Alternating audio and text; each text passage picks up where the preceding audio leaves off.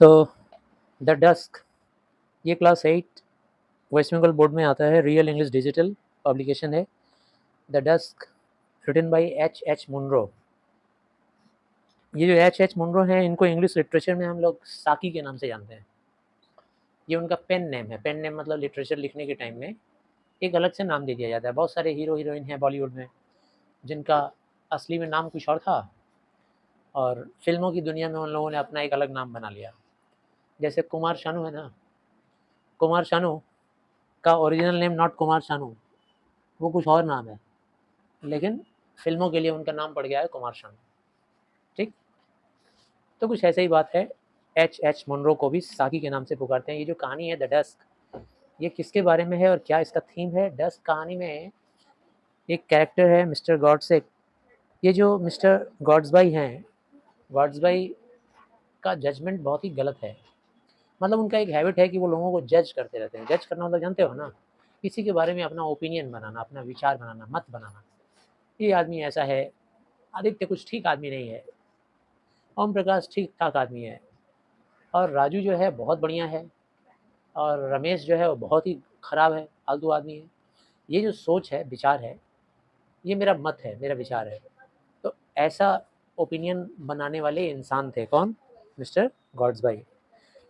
तो कहानी को चलिए हम लोग देखते हैं। लास्ट में देखने को मिलेगा कि उनका ये जो जजमेंट करने वाला जो विचार था, वो एक जगह गलत हो गया। ठीक है ना? मन के अंदर से इंस्टिंक्ट से जो विचार आता है, इंस्टिंक्ट किसको बोलते हैं? जैसे आत्मा के अंदर से जो फीलिंग्स आती है, वही विचार को मानना चाहिए। दिमाग से सोचा हुआ ओपिनियन, दिमाग से लाया हुआ जजमेंट गलत होता है। दिल के अंदर से जो जजमेंट आता है वो राइट होता है। ठीक है ना? तो ऐसी चीज़ को समझाने के लिए ये कहानी है। तो क्या है कहानी, देखो। नॉर्मन गॉड्सबाई एक बेंच पे बैठे थे। इनका नाम था नॉर्मन गॉड्सबाई। तो गॉड्सबाई गॉड्सबाई करके हम लोग बोलेंगे। एक पार्क में बेंच पे बैठे हुए थे। हाइड पार्क था वो, पार्क का नाम था हाइड पार्क। और उनके पीछे पूरा अच्छा खासा घास का मैदान था। मैदान नहीं बल्कि एक छोटा सा एरिया था घास का। और उस घास के साथ साथ कुछ झाड़ी भी वहाँ उगाया गया था और उसको घेर दिया गया था, फेंस कर दिया गया था। फेंस करना मतलब घेर देना। डस्क का टाइम था। डस्क मतलब क्या होता है भाई? DAWN, डॉन का ऑपोजिट होता है डस्क। डॉन मतलब अर्ली मॉर्निंग, एकदम प्रातः काल, और डस्क मतलब होता है गोधूली बेला, शाम का टाइम में। ठीक है ना? करीब 6:30 बज रहे थे, 30 minutes past 6। मार्च महीने का अर्ली इवनिंग था, अर्ली मार्च का इवनिंग। अर्ली मार्च मतलब एक होता है लेटर मार्च, यानी 15 मार्च के बाद का जो टाइम होगा वो लेटर हो जाएगा, और 1 से 15 के बीच में जो मार्च महीना होगा वो अर्ली मार्च होगा। तो अर्ली मार्च था, कौन सा डेट था यहाँ नहीं दिया हुआ है। एटमॉस्फेयर, माहौल कैसा दिख रहा था? तो पूरा मिक्सचर था, डे लाइट का, चांदनी रात का, और फिर स्ट्रीट के जो लैंप का लाइट आ रहा था उसको भी मिला के एक पर्टिकुलर लग रहा था रोशनी वहाँ पर। समझ गए ना क्या क्या था? एक तो डे लाइट कम होते जा रहा है भाई, 6:30 बजे डे लाइट कैसा रहेगा? एकदम ना के बराबर। चंद्रमा का लाइट आ रहा होगा, वो भी मिक्स हो गया उसके साथ, और तीसरा स्ट्रीट का लाइट, तीनों मिला के। बेंच पे जहाँ वो बैठे हुए थे, उन्हीं के बगल में एक बूढ़ा जेंटलमैन भी बैठा हुआ था। एक बूढ़ा इंसान बैठा था, जेंटलमैन था, अच्छा इंसान, कपड़ा लत्ता बढ़िया पहना हुआ। उसके चेहरे पे एक्सप्रेशन था डिफीटेड पर्सन का। डिफीटेड मतलब हारा हुआ इंसान। कैसे करके बैठा होगा भाई? कैसे एक्सप्रेशन होगा? कुछ ऐसे होगा, ऐसे करके बैठा होगा, हारे हुए इंसान की तरह। और ऐसा लग रहा था जैसे हार तो गया है लेकिन अपनी हार को मान नहीं रहा है। कौन? वो बूढ़ा इंसान जो बगल में बैठा था। उसके कपड़े बहुत कीमती भी नहीं थे और नए भी नहीं थे। जब वो इंसान खड़ा हुआ जाने के लिए, तो गॉड्सबाई ने इमेजिनेशन किया। देखो मैंने कहा था ना स्टार्टिंग में, उनकी आदत थी कि वो लोगों के बारे में एक विचार बनाते थे कि ये ऐसे होगा, वैसे होगा, अगर वगैरह। तो जब वो खड़ा हुआ जाने के लिए, तो गॉड्सबाई ने इमेजिनेशन किया कि in home no one was particularly interested either at home और आउटसाइड। ये इंसान शायद ऐसा इंसान है जिसके अंदर ना तो इसके घर वाले कोई इंटरेस्ट लेते हैं और ना तो इसके कोई बाहर के जो दोस्त हैं वो इंटरेस्ट लेते हैं। ऐसा उन्होंने इमेजिनेशन किया। और उसके बाद फिर वो बूढ़ा इंसान काली अंधेरी छाया में लुप्त हो गया, गायब हो गया। उसका फिगर, फिगर मतलब उसका शरीर डिसअपीयर्ड हो गया, लुप्त हो गया, गायब, चला गया। इसके बाद उस बेंच पे वो जगह इमीडिएटली तुरंत एक यंग मैन के द्वारा ले लिया गया। वो जगह को एक नौजवान आदमी आके ले लिया। वो नौजवान आदमी फेयरली वेल ड्रेस्ड था, अच्छे खासे कपड़े पहना हुआ था, चीयरफुल। पिछला जो बूढ़ा गया, उस बूढ़े की तुलना में ये आदमी चीयरफुल था, बहुत ही मनोरंजन वाला था, बहुत ही खुशहाल दिख रहा था। As if to emphasise the fact, ऐसा एम्फेसाइज कर रहा था वो, ऐसे दिखा रहा था कि वो बड़ी परेशानी में है और नाखुश है, अनहैप्पी है, ट्रबल्ड है और अनहैप्पी है। ठीक है, वो कुछ ऐसे बड़बड़ा रहा था, कुछ कर्स वाली बात कर रहा था। कर्स क्या होता है भाई? श्राप। तो श्राप वाली बात कर रहा था। एक दो श्राप दिया भी अपने मन से। कैसे श्राप देते हैं? ओहो, मैं भी ना बेवकूफ़ इंसान हूँ, ऐसे ऐसे कुछ बोल रहा था। ठीक है ना, as it threw himself into the seat, seat में आके बैठते ही गॉड्सबाई ने जजमेंट किया कि शायद इस इंसान को मुझसे सिंपैथी का ज़रूरत है। इसीलिए उन्होंने बोला, भाई आप सही टेम्पर में नहीं नज़र आ रहे हैं। You don't seem to be in very good temper. आप अच्छे टेम्पर में नज़र नहीं आ रहे हैं। ठीक है ना, आपका टेम्परामेंट, आपका मूड ठीक नहीं लग रहा है। किसने किसको कहा? गॉड्सबाई ने उस यंग मैन को कहा। यंग मैन फिर इनकी तरफ मुड़ा और बहुत ही फ्रैंक तरीके से गॉड्सबाई को इंस्टेंटली बोलना शुरू किया। उसने बोला क्या? आप भी बुरे टेम्पर में हो जाते जनाब, आप भी बुरे मूड में हो जाते अगर आप मेरी परिस्थिति में होते। फिक्स का मतलब परिस्थिति। मेरा जो डिफ़िकल्ट सिचुएशन है ना, उसमें अगर आप रहते तो आपका भी यही हाल होता। मैं आज ऐसा काम किया हूँ जो मैंने आज तक अपने जीवन में नहीं किया है। सिलीएस्ट थिंग, सबसे सिली बेवकूफ़ी वाला काम। गॉड्सबाई ने कहा बिना उत्साह के, विदाउट एंथुसियाज्म। उन्होंने कहा, यस, क्या कहा आपने? तो उसने आंसर देना शुरू किया। उसने कहा, मैं लंदन आया हूँ आज ही दोपहर को, और यहाँ मुझको पैटागोनियन होटल में रुकना था। जो पैटागोनियन होटल कहाँ है? बर्कशायर स्क्वायर में है, उस यंग मैन ने कहा। बोल रहा है, जब मैं वहाँ गया तो मैंने जाके देखा कि होटल तो वहाँ है ही नहीं। अब होटल हटा के 2 हफ्ते पहले, 2 हफ्ते नहीं, कुछ हफ्ते पहले वहाँ सिनेमा थिएटर बन गया है, ऐसा उन्होंने कहा, उस इंसान ने कहा। टैक्सी ड्राइवर ने फिर हमको रिकमेंड किया कि चलिए मैं आपको दूसरे होटल ले चलता हूँ, थोड़ा वहाँ से दूर, कुछ दूर। और हम लोग वहाँ गए। फिर मैंने चिट्ठी भेजा मेरे लोगों को, ठीक है ना, कि भाई मैं इस जगह पे आ गया हूँ रहने के लिए। एड्रेस दे दिया मेरा कि भाई मैं इस होटल में आ गया हूँ। और फिर मैं होटल से निकल के गया साबुन खरीदने के लिए, क्योंकि होटल में जो साबुन देता है वो मैं हेट करता हूँ, और मैं घर से साबुन लाना भूल गया था। आज ही लंदन उतरा। फिर मैं थोड़ा देर चला और एक बार में जा कर के ड्रिंक लिया, शराब, थोड़ा सा वाइन वगैरह पिया। फिर दुकानों को देख रहा था। When I thought of turning the steps back to hotel, और फिर जब मैं होटल जाने को सोच रहा था कि अब चलो भैया साबुन तो ले लिया, अब चलो होटल चलते हैं वापस, तभी मैंने महसूस किया, लो, मुझे तो होटल का नाम ही नहीं याद है। ठीक है, और even the street it was in, और स्ट्रीट भी नहीं याद है, कौन से स्ट्रीट में वो होटल है। क्यों नहीं याद है भाई? क्योंकि उस होटल में, उस स्ट्रीट में मुझे कौन ले गया था? टैक्सी ड्राइवर, है ना। तो मुझे कहाँ से याद रहेगा? मुझे तो जो होटल याद था वहाँ तो सिनेमा थिएटर बन गया है। अब एक ऐसी सिचुएशन आ गई है, हु हैज़न्ट एनी फ्रेंड। अब मेरा ना कोई यहाँ दोस्त है, ना कोई कनेक्शन है लंदन में, और मेरे पास पैसे भी नहीं है, क्योंकि मेरा जो कुछ भी सामान है वो होटल में है, और मेरे पॉकेट में एक शीलिंग भी नहीं है, एक सिक्का, खोटा सिक्का भी नहीं है। Which went in buying the soap, एक ही सीलिंग मेरे पॉकेट में बचा था, उस सीलिंग से मैंने ये साबुन खरीद लिया और ड्रिंक ले लिया, शराब भी पी लिया। अब यहाँ मैं भटक रहा हूँ इधर उधर, with 2 pens in my pocket. मेरे पॉकेट में 2 इकन्नी बची हुई है, 2 पेन्स, 2 पैसे। अब हमारे पास रात गुजारने का कोई जगह नहीं है। अब जाऊँ तो कहाँ जाऊँ? ना होटल का नाम याद है, ना स्ट्रीट याद है। There was a meaningful pause. उसके बाद उसकी बातों में थोड़ा सा पॉज हुआ, थोड़ा सा वो रुका, उसकी एक कहानी ख़त्म हुई।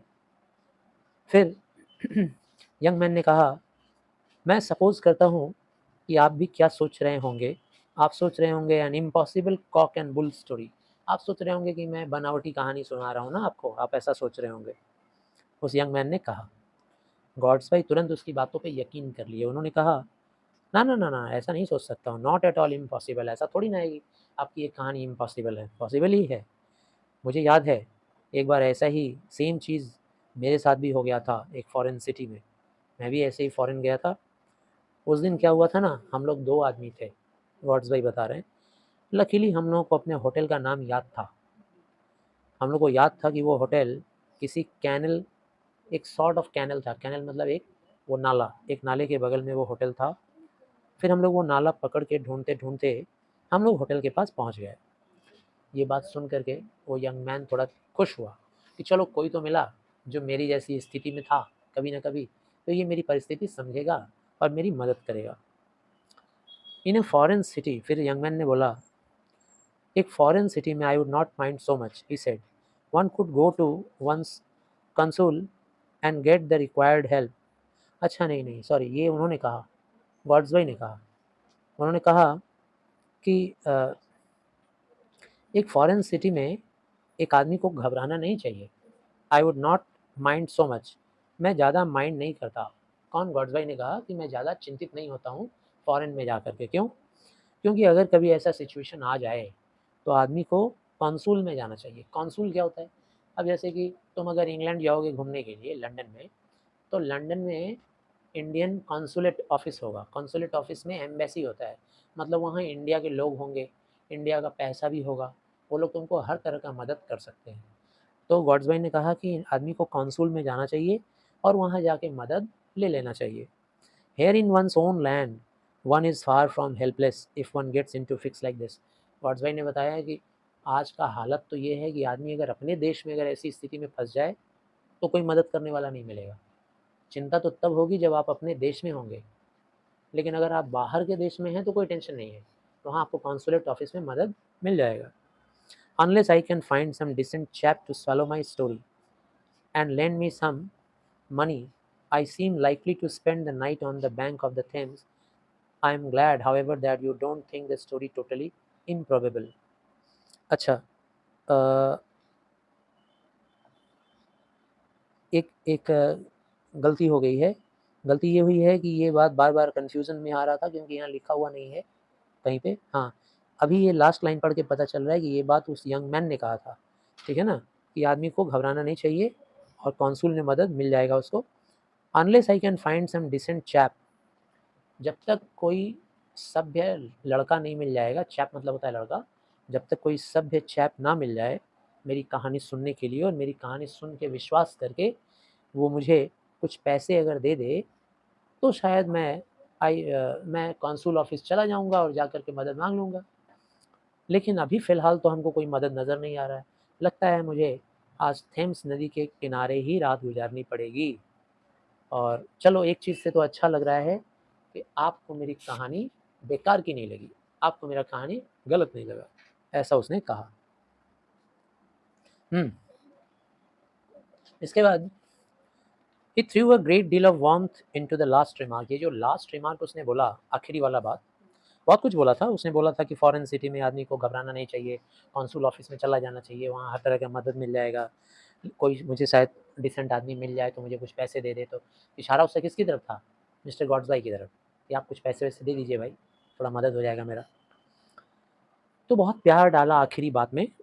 इससे क्या हुआ ना, Gortsby himself be much such a decent chap. Gortsby भी अपने आप को उम्मीद करने लगे थे कि शायद वो मेरे को ही ऐसा उम्मीद कर रहा है कि मैं डिसेंट आदमी हूँ और मैं उसको कुछ पैसे दे दूंगा। ऑफ कोर्स, गॉड्स भाई ने कहा, हाँ हाँ ज़रूर, क्यों नहीं, लेकिन आपकी कहानी में मैं विश्वास कैसे करूँ? आपकी कहानी में एक वीक पॉइंट है, और वो वीक पॉइंट क्या है? आपकी कहानी में वीक पॉइंट ये है कि आपने कहा कि आप साबुन खरीदने गए थे होटल से निकल के, तो साबुन कहाँ है? अगर आप साबुन दिखा दीजिएगा तो हम मान लेंगे कि हाँ आपकी बात सच है और हम आपको कुछ पैसे दे देंगे ताकि आप इधर उधर कहीं जाके अपना रात बिता लें, कुछ खा पी लें।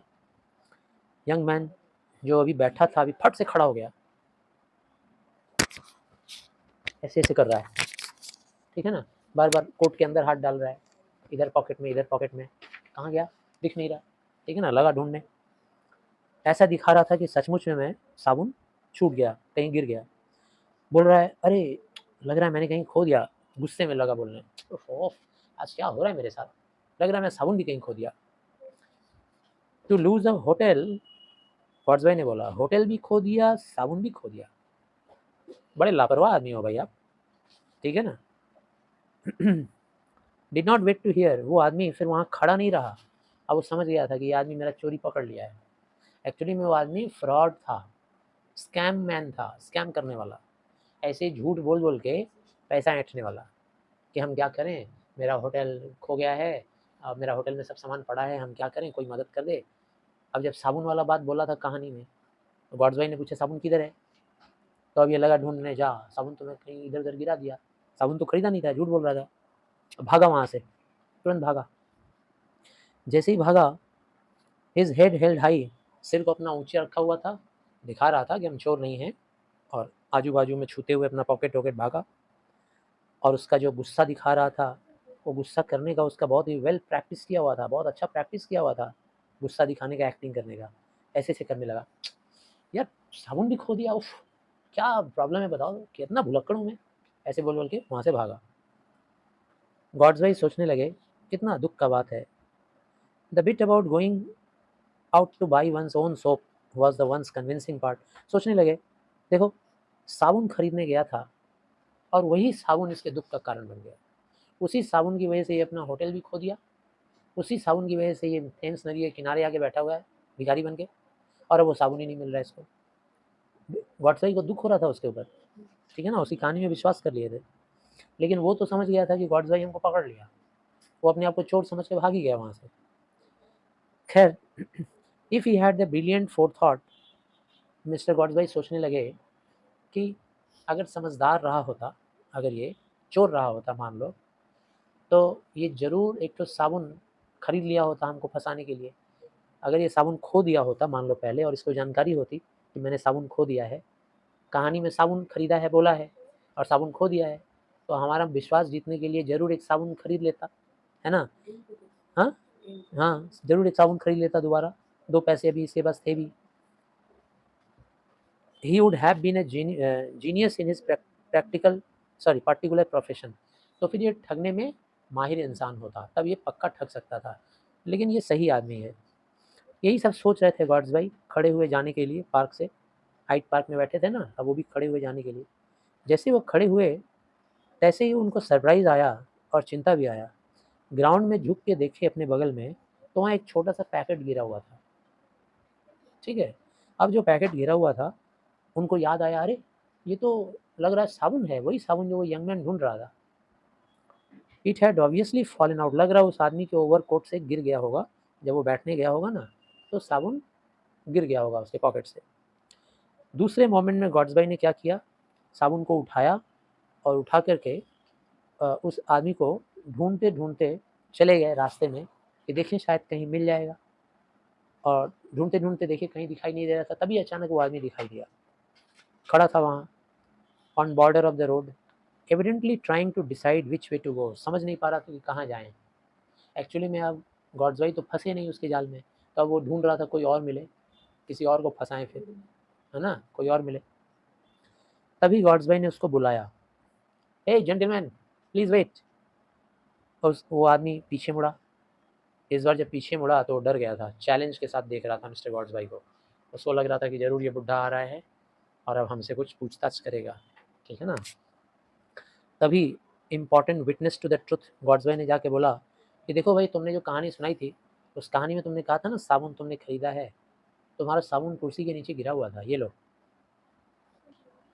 इट मस्ट हैव स्लिप, लड़के ने कहा, उस आदमी ने कहा, हाँ हाँ लग रहा है गिर गया होगा मेरे कोट से।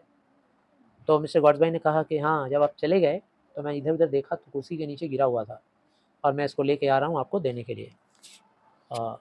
माफ़ करना जेंटलमैन, ठीक है ना, हम तुम्हारे ऊपर विश्वास नहीं किए थे, तुम्हारी कहानी में हमको विश्वास नहीं हुआ था, इसीलिए मैंने तुमको पैसा नहीं दिया था। अब हमको तुम्हारी कहानी पे विश्वास हो गया, तुम सचमुच में साबुन लाए थे, होटल से निकल के खरीदे थे, और वो गिर गया था, और अब हमको विश्वास हो गया। इसके बाद मिस्टर गॉड्सबाई ने क्या किया, एक सॉवरेन निकाला, गोल्ड कॉइन, ठीक है ना, एक सॉवरेन जो होता है गोल्ड कॉइन होता है, उसको निकाले और निकाल के उस यंग मैन को दे दिए, और बोले ये ले लो। और उस आदमी ने फट से कॉइन ले लिया, यही तो चाहता था वो, ठीक है ना, ठगना। इसके बाद मिस्टर गॉड्सबाई ने अपना कार्ड दिया उसको, कार्ड दे करके बोले ये मेरा घर का पता है और इस हफ्ते में किसी भी दिन आके आप मेरा ये पैसा हमको लौटा सकते हैं मेरे पते पर आकर। अभी मैं ये लोन आपको दे रहा हूँ, ले लीजिए, और आप एक अच्छे दोस्त हैं, डोंट लूज़ इट अगेन, और कृपया आप अपना ये साबुन मत खोइएगा दोबारा। Luckily thing you are finding it, young man ने बोला बड़े भाग्य की बात है कि आप मेरा साबुन पा गए, क्योंकि इसको पाना बड़ा डिफ़िकल्ट था। एक दो बात और बोला धन्यवाद का और फिर जल्दी से भाग गया, ठीक है ना, नाइट्स ब्रिज की तरफ चला गया। नाइट्स ब्रिज एक था, उधर चला गया। अब देखो कहानी में कितना जोरदार ट्विस्ट आएगा। पढ़े हो कि नहीं पूरी कहानी? अगर नहीं पढ़े हो तो हाँ, कहाँ तक? ये भी नहीं हुआ लास्ट में? पुअर बॉय ही नियरली ब्रोक डाउन। इसके बाद गॉड्स भाई पैसा देने के बाद लगे सोचने, बेचारा गरीब लड़का, नियरली ब्रोक डाउन, उनको तो लग रहा था कि रो ही देंगे, इमोशनली ब्लैकमेल्ड हो गए वो उस आदमी से। गॉड्स भाई लगे सोचने की बेचारा कितना गरीब था। I am not surprise, it must have been such a great relief to him, है ना, कितना उसको अच्छा लगा होगा। It's a lesson to me, मेरे लिए भी एक लेसन मिला है आज हमको, कि हमको बहुत ज़्यादा क्लेवर नहीं बनना चाहिए, बहुत ज़्यादा स्मार्ट नहीं बनना चाहिए, किसी का परिस्थिति को देख करके उसको बुरा नहीं समझना चाहिए। आज मैं उसको समझ रहा था कि वो चिटिंगबाज है, वो चोर लग रहा था मुझे, और मैंने उसको पैसा नहीं दिया। अब जानते हो क्या हुआ? जब वो लौटे ना वापस उसी सीट पे बैठने के लिए, जब आए तो देख रहे हैं वहाँ एक बूढ़ा आदमी कुर्सी के नीचे झाँक रहा है, ऐसे गिर गिर के, ऐसे ऐसे देख रहा है। ये वही बूढ़ा आदमी था जो नौजवान आदमी के बैठने के पहले बैठा था, याद है ना, जिसको देख के वाट्स भाई ने सोचा था कि बहुत परेशान आदमी लग रहा है कि इससे घर वाले या बाहर वाले कोई भी इसमें इंटरेस्ट नहीं लेते हैं। तो वो आए और आके उससे पूछे, एल्डरली मैन से, आप क्या ढूंढ रहे हैं बेंच के नीचे? तो ओल्ड मैन ने बोला, क्योंकि गॉड्स भाई उसको पहचान लिए, ये वही बूढ़ा है जो उससे पहले बैठा था। तो बूढ़े ने बोला, मैं साबुन खरीदा था, अपने पॉकेट में रखा था, मेरा साबुन गिर गया कहीं नीचे। तब इनका तो रोंगटा खड़ा हो गया होगा, इनको लगा साबुन ढूंढ रहे हैं, वो साबुन आपका था? वो बोले हाँ, मैं साबुन खरीदा था, वो मेरे पॉकेट से लग रहा है गिर गया। तब उनको लगा हे भगवान, मैं तो चीट कर लिया गया, मैं उसको बुरा समझने लगा था, फिर इनका साबुन ले जाके उसको दे दिया, और वो साबुन वाली कहानी बना करके हमारा एक इंग्लिश गोल्ड कॉइन लेके चला भी गया। तो कहानी से शिक्षा मिलती है कि जो तुम्हारे मन में इंस्टिंक्ट में जो बात आता है, एक होता है जो इंस्टिंक्ट कहता है और एक होता है जो दिमाग कहता है। तो इंस्टिंक्ट की बात मानना चाहिए, ठीक है ना। अब किसी दाढ़ी बड़े हुए इंसान को देखोगे, ठीक है ना, तो तुम्हारा ऊपर से दिमाग बोलेगा ये बहुत ही क्रूर आदमी होगा, ठीक है ना, बहुत ही बदमाश आदमी होगा, लेकिन बाद में पता चलेगा कि भाई बहुत ही दयालु आदमी है ना। तो इंस्टिंक्ट तुम्हारा अंदर से कह रहा है कि ये दयालु है, लेकिन दिमाग कह रहा है कि बदमाश है। तो किसकी बात मानोगे? इंस्टिंक्ट की बात मानोगे, आत्मा की बात मानोगे, बेसिक इंस्टिंक्ट, ठीक है ना। और किसी को देखकर या किसी की बातों से जजमेंट करना गलत होता है। तो ये था ये कहानी, इसको एक बार बढ़िया से रीडिंग करो, मैं क्वेश्चन दे रहा हूँ। Thank you.